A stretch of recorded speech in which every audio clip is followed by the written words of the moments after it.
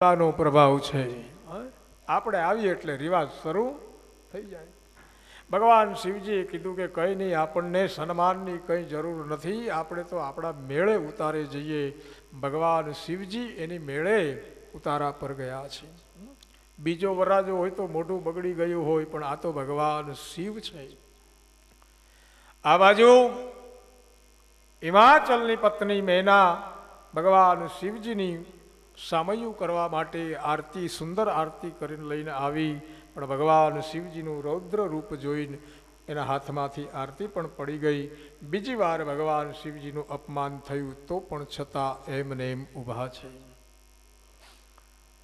પછી તો નારદજી આવ્યા છે. નારદજીએ બધાનો પરિચય કરાવ્યો છે કે ભગવાન શિવ એ તો સાક્ષાત અજન્માનો લોકા કિમયવંતોડપી ગપિતામ. ભગવાન શિવજી એ તો સાક્ષાત વિશ્વાસ સ્વરૂપ છે. અને મેનાને સમજાવ્યું છે કે તમે જેને તમારી પુત્રી પાર્વતી માનો છો એ તમારી દીકરી નથી, એ તો સાક્ષાત જગદંબા છે. દક્ષના યજ્ઞમાં બળી ગયા પછી તમારે ત્યાં પુત્રી તરીકે અવતાર ધારણ કર્યો છે, એ જગદંબા છે, આદ્ય શક્તિ છે. નારદજીએ બધો પરિચય આપ્યો, પછી બધાને ભાન થયું છે. પછી ભગવાન શિવજીને લગ્ન મંડપમાં લઈ આવ્યા છે. બ્રાહ્મણો સંસ્તિક વાંચનો બોલવા માંડ્યા છે. વંદે દેવ ઉમાપતેશ્વર ગુરુ, વંદે જગત કારણમ, વંદે પન્નગભૂષણમ મૃગધરમ, વંદે પશુનામ પતે, વંદે સૂર્યજ શાંક વહની નયનમ, વંદે મુકુંદમ પ્રિયમ, વંદે ભક્ત જનાર્દહે વરદહે, વંદે ઓમ શિવ શંકરમ. મંત્ર ઉચ્ચારણ થવા લાગ્યા છે. સિંહાસન પર ભગવાન શિવજી બિરાજમાન છે. આ બાજુ પાર્વતીજીને પોતાની સહેલીઓ નખ શીખથી શણગારી લગ્ન મંડપની અંદર લઈ આવ્યા છે. બીજા સિંહાસન પર પાર્વતીજી બેઠા છે. બ્રાહ્મણોની સાક્ષીએ, અગ્નિની સાક્ષીએ, વડીલોની સાક્ષીએ હિમાચલ અને મેના પોતાની પુત્રી પાર્વતીનો હાથ ભગવાન શિવજીના હાથમાં સમર્પિત કરે છે. ભગવાન શિવજીએ પાર્વતીજીના માથાની અંદર સિંદૂર પુરાયું છે. પાર્વતીજી સુહાગણ બન્યા છે. પછી હિમાચલ મહારાજ બે હાથ જોડીને ભગવાન શિવજીને કહે છે કે હે પ્રભુ, તમે તો કામનાઓથી પર છો, હું તો તમને શું આપી શકું? પ્રભુ, મારી એક વિનંતી છે, આ પુત્રીનો જે કંઈ દોષ હોય તો એ દોષને એને ગણતા નહીં. એના મા બાપનો દોષ છે, એ એના ઘરની, તમારા ઘરની એને કિંકરી કરીને રાખજો. વડીલોની સાક્ષીએ ધર્મ, અર્થ, કામ અને મોક્ષના 4 ફેરવવામાં આવ્યા છે. અનેક પ્રકારનું કર્યાવર પણ આપ્યું છે. અને પછી કન્યા વિદાયનો પ્રસંગ આવ્યો છે. સહનાઈ વાળાએ કરુણ સુર સ્વેરા છે. જે આંગણેથી દીકરી વિદાય થાય, રામાયણની અંદર સીતાજીને જ્યારે વિદાય કરવાનો પ્રસંગ આવ્યો ત્યારે જનક જેવો જનક, એને પણ ભાન નથી રહ્યું કે સીતાજીને વિદાય કરતી વખતે મારે પગમાં કંઈક પહેરવું જોઈએ. કન્યા વિદાયનો બહુ કરુણ પ્રસંગ હોય છે મેરી પ્યારી ભાઈ બહેન. જે આંગણેથી દીકરી વિદાય થતી હોય, પછી ગરીબ બાપે સજાવેલો માંડવો હોય કે પૈસાવાળા બાપે બાંધેલો માંડવો હોય, અરે ઝૂંપડામાં રહેતો હોય કે મહેલમાં રહેતો હોય, શહેરમાં રહેતો હોય કે ગામડામાં રહેતો હોય, પણ દીકરીને વિદાય કરતી વખતે શું પરિસ્થિતિ ઊભી થાય છે, કેવો માહોલ બને છે, એ જો જાણવું હોય તો એને હિન્દુસ્તાન આવવું પડે બાપ. કન્યા વિદાયનો પ્રસંગ બહુ કરુણ હોય છે મેરી પ્યારી ભાઈ બહેન. જે આંગણામાં દીકરી મોટી થઈ હોય, જે આંગણામાં એને અલુણાના વ્રત કર્યા હોય, જયા પાર્વતીના વ્રત ઉજવ્યા હોય, પણ એક સમય એવો આવે કે એના માથા પર ચુંદડી ઓઢાડાઈ જાય, ગળામાં મંગલસૂત્ર પહેરાવાઈ જાય, હાથમાં મીંડોળ બંધાઈ જાય, અને બાપના માંડવાને ચાવલના દાણાથી વધાવી જે દિવસે દીકરી કે બાપનો માંડવો છોડીને ઘર છોડીને જતો હોય, ત્યારે ગમે એટલો કઠણ કાળજાનો બાપ હોય પણ એ રડ્યા વગર રહી શકે નહીં બાપ. એનું કારણ છે, તમે જોજો, દીકરી જ્યારથી સમજણી થાય ત્યારથી એનો લગાવ એના બાપ પ્રત્યે હોય છે. આખા કુટુંબનું ધ્યાન, આખા ઘરનું ધ્યાન બાપ રાખતો હોય છે. પણ એ બાપનું ધ્યાન જો કોઈ રાખતું હોય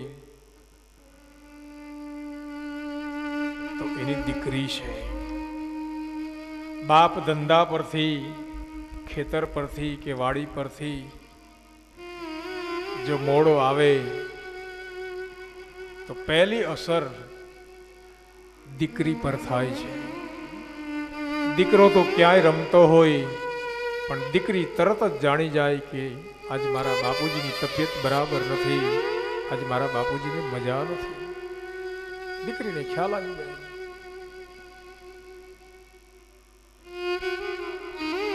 એ દીકરીને જ્યારે વળાવવાનો પ્રસંગ આવે મેરી પ્યારી ભાઈ બહેન, ત્યારે કયો બાપ રહી શકે? એનું હૈયું રડતું હોય છે. અને મારો તમારો બધાનો અનુભવ છે મેરી પ્યારી ભાઈ બહેન, આપણે તો સંસારી છીએ, મારો તમારો બધાનો અનુભવ છે. તમે જોજો, દીકરી જ્યાં સુધી મંડપમાં બેઠી હોય છે ત્યાં સુધી માંડવો હર્યો ભર્યો લાગતો હોય છે. માંડવો હર્યો ભર્યો લાગે, પણ જેવી દીકરી એ માંડવાને વધાવી અને વિદાય થઈ જાય પછી એ માંડવો ભેકાર લાગવા માંડે છે બાપ.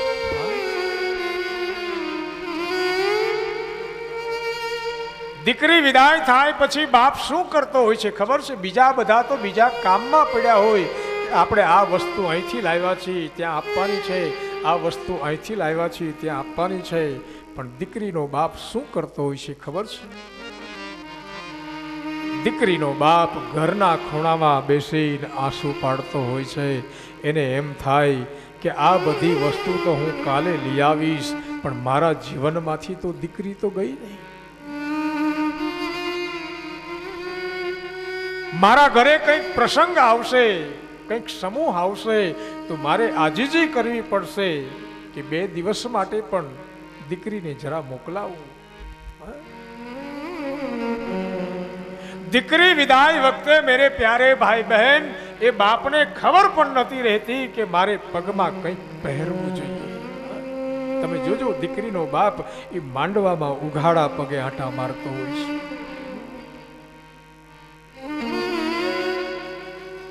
દીકરી, બાપ અને દીકરીનો સંબંધ બહુ અદ્ભુત છે, ખ્યાલ રાખના.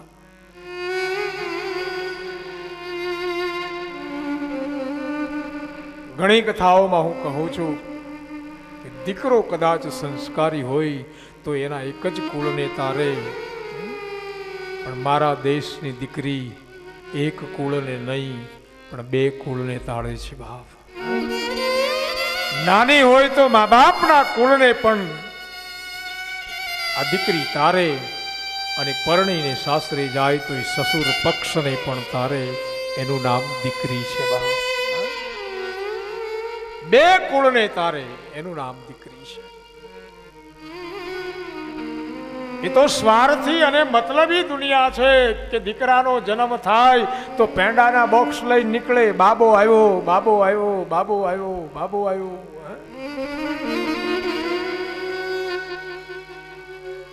પણ એ જ બાબો 22 વર્ષનો થાય ને લગ્નના બીજે જ મહિને મા બાપને પહેરેલે કપડે જ્યારે ઘરમાંથી કાઢી મૂકે ત્યારે એ પેંડા કડવા થઈ જાય. મેરી પ્યારી બહેન, દીકરીનું મહત્વ બહુ અદ્ભુત છે. એનું કારણ છે, તમે જોજો, અનુભવ કરજો. આપણે તો સંસારી છીએ, બાપ કદાચ વડીલ હોય, ઉંમર થઈ ગઈ હોય અને બીમાર પડ્યો હોય અને દીકરીને સમાચાર મળે કે મારા પિતાની તબિયત બરાબર નથી,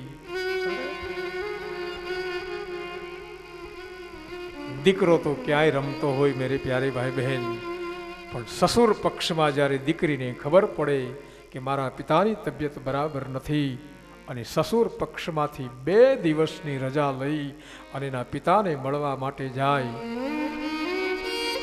એનો પિતા પથારીમાં પડ્યો હોય, કુટુંબના કોઈ મળવા માટે આવે તો સૂતો સૂતો જ વાત કરે, પણ એ વડીલ પિતાને જ્યારે સમાચાર મળે અને કોઈ આવીને એમ કહે કે બેન આવી છે, બેન આવી છે, સમાચાર મળે તો એ વૃદ્ધ પિતાની શક્તિ આવી જાય, તરત ઊભો થઈ જાય, મારી દીકરી આવી છે, મારી દીકરી આવી છે,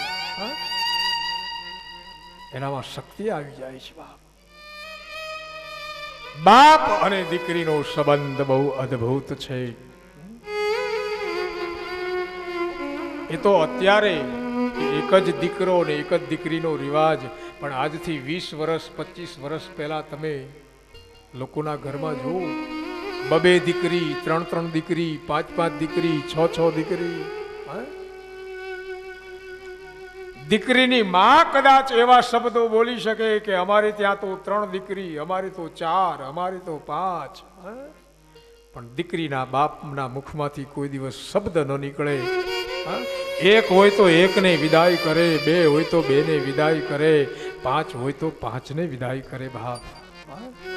બાપના મુખમાંથી બીજો શબ્દ ન નીકળે. આજ પાર્વતીજીને વિદાય કરતી વખતે હિમાચલ જેવો હિમાચલ ડગમગવા માંડ્યો છે. પાર્વતીજીની માં મેના પાર્વતીજીને શિખામણ આપે છે કે હે બેટા, કરહું સદા શંકર પદ પૂજા, નારી ધર્મ પતિ દેવન દૂજા. બેટા, મન વચન અને કર્મથી પતિની સેવા કરવી એ નારીનો ધર્મ છે.